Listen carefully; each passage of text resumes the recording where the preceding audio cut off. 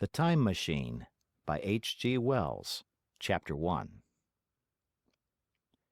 The time traveler, for so it will be convenient to speak of him, was expounding a recondite matter to us. His gray eyes shone and twinkled, and his usually pale face was flushed and animated. The fire burned brightly, and the soft radiance of the incandescent lights and the lilies of silver caught the bubbles that flashed and passed in our glasses.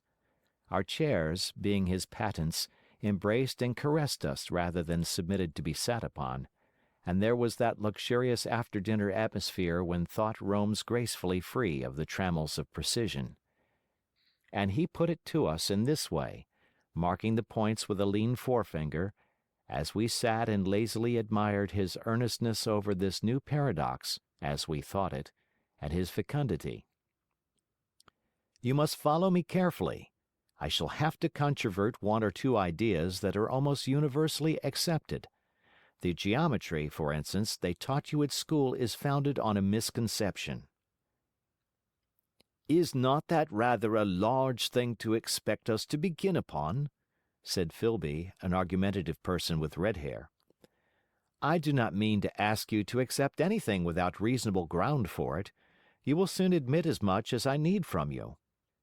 You know, of course, that a mathematical line, a line of thickness nil, has no real existence.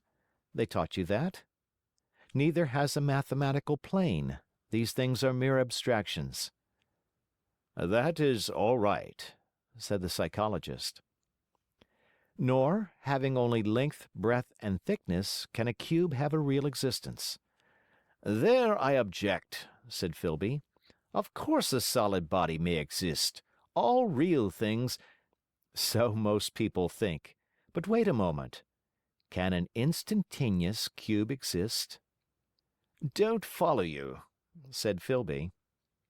"Can a cube that does not last for any time at all have a real existence?" Filby became pensive. "Clearly," the time traveler proceeded, "any real body must have extension in 4 directions. It must have length, breadth, thickness, and duration. But through a natural infirmity of the flesh, which I will explain to you in a moment, we incline to overlook this fact. There are really 4 dimensions, 3 which we call the 3 planes of space, and a 4th, time.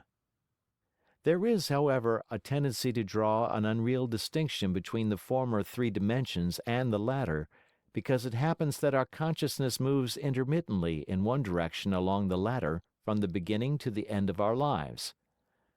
"That," said a very young man, making spasmodic efforts to relight his cigar over the lamp, "very clear indeed."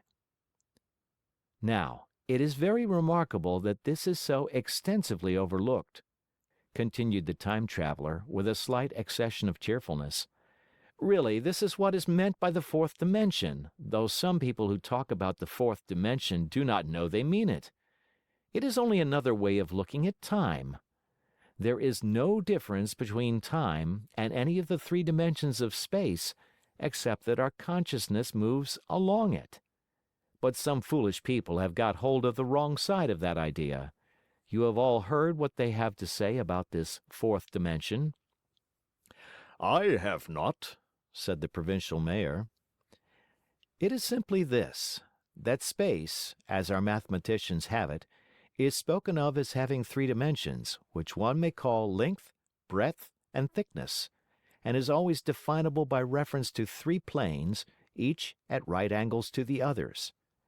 But some philosophical people have been asking why 3 dimensions particularly, why not another direction at right angles to the other 3, and have even tried to construct a 4-dimension geometry. Professor Simon Newcomb was expounding this to the New York Mathematical Society only a month or so ago. You know how on a flat surface, which has only 2 dimensions, we can represent a figure of a 3-dimensional solid, and similarly they think that by models of 3 dimensions, they could represent one of 4, if they could master the perspective of the thing. See?" "I think so," murmured the provincial mayor, And, knitting his brows, he lapsed into an introspective state, his lips moving as one who repeats mystic words. "Yes, I think I see it now," he said after some time, brightening in a quite transitory manner. "Well, I do not mind telling you I have been at work upon this geometry of four dimensions for some time. Some of my results are curious. For instance, here is a portrait of a man at 8 years old, another at 15, another at 17, another at 23, and so on. All these are evidently sections, as it were, three-dimensional representations of his four-dimensioned being, which is a fixed and unalterable thing. Scientific people," proceeded the Time Traveller, after the pause required for the proper assimilation of this, "know very well that time is only a kind of space. Here is a popular scientific diagram, a weather record. This line I trace with my finger shows the movement of the barometer. Yesterday it was so high. Yesterday night it fell. Then this morning it rose again, and so gently upward to here. Surely the mercury did not trace this line in any of the dimensions of space generally recognized. But certainly it traced such a line, and that line, therefore, we must conclude was along the time dimension." "But," said the medical man, staring hard at a coal in the fire, "if time is really only a fourth dimension of space, why is it, and why has it always been, regarded as something different? And why cannot we move in time as we move about in the other dimensions of space?" The Time Traveller smiled. "Are you sure we can move freely in space? Right and left we can go, backward and forward freely enough, and men always have done so. I admit we move freely in two dimensions, but how about up and down? Gravitation limits us there." "Not exactly," said the medical man. "There are balloons." "But before the balloons, save for spasmodic jumping and the inequalities of the surface, man had no freedom of vertical movement." "Still, they could move a little up and down," said the medical man. "Easier, far easier down than up." "And you cannot move at all in time, you cannot get away from the present moment." "My dear sir, that is just where you are wrong. This is just where the whole world has gone wrong. We are always getting away from the present moment. Our mental existences, which are immaterial and have no dimensions, are passing along the time dimension with a uniform velocity from the cradle to the grave. Just as we should travel down if we began our existence 50 miles above the earth's surface." "Now, the great difficulty is this," interrupted the Psychologist. "You can move about in all directions of space, but you cannot move about in time." "That is the germ of my great discovery. But you are wrong to say that we cannot move about in time. For instance, if I am recalling an incident very vividly, I go back to the instant of its occurrence. I become absent-minded, as you say. I jump back for a moment. Of course, we have no means of staying back for any length of time, any more than a savage or an animal has of staying 6 feet above the ground. But a civilized man is better off than the savage in this respect. He can go up against gravitation in a balloon, and why should he not hope that ultimately he may be able to stop or accelerate his drift along the time dimension, or even turn about and travel the other way?" "Oh, this," began Filby, "is all—" "Why not?" said the Time Traveller. "It's against reason," said Filby. "What reason?" said the Time Traveller. "You can show black is white by argument," said Filby, "but you will never convince me." "Possibly not," said the Time Traveller. "But now you begin to see the object of my investigations into the geometry of four dimensions.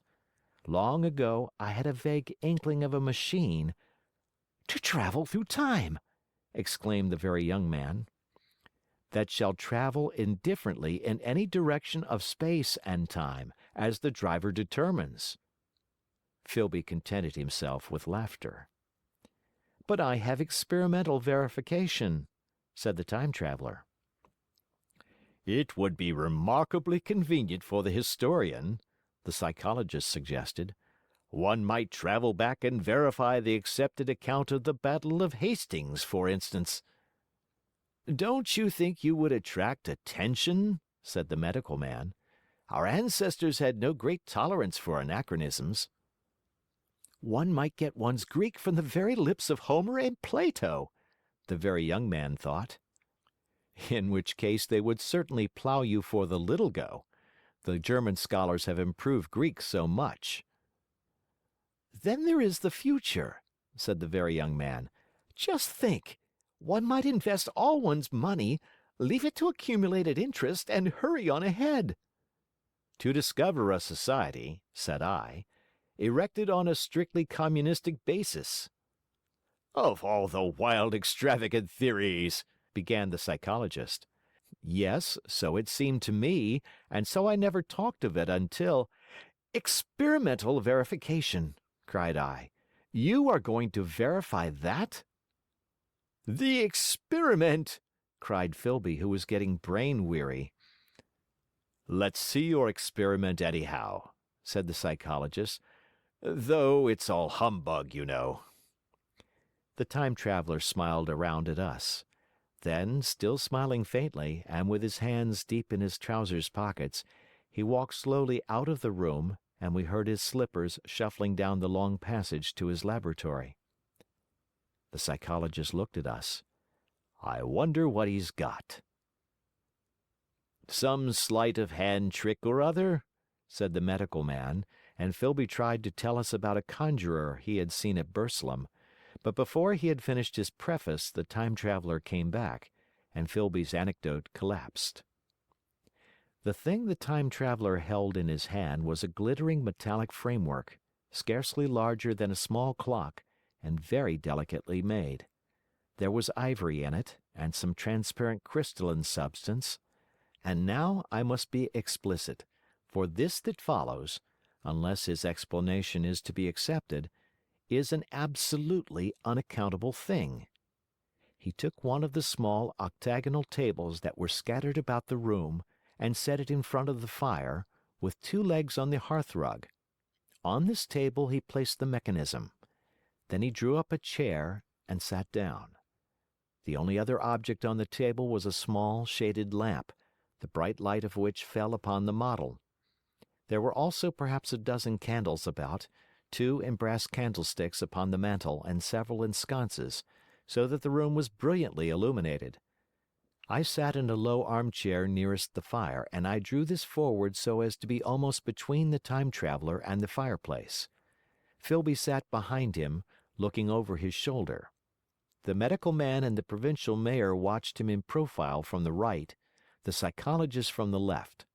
The Very Young Man stood behind the Psychologist. We were all on the alert. It appears incredible to me that any kind of trick, however subtly conceived and however adroitly done, could have been played upon us under these conditions. The Time Traveler looked at us, and then at the mechanism. "Well?" said the Psychologist.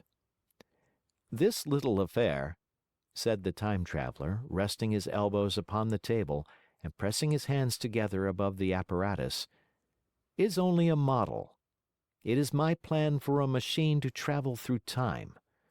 You will notice that it looks singularly askew and that there is an odd twinkling appearance about this bar, as though it was in some way unreal." He pointed to the part with his finger. "Also, here is one little white lever, and here is another." The Medical Man got up out of his chair and peered into the thing. "It's beautifully made," he said.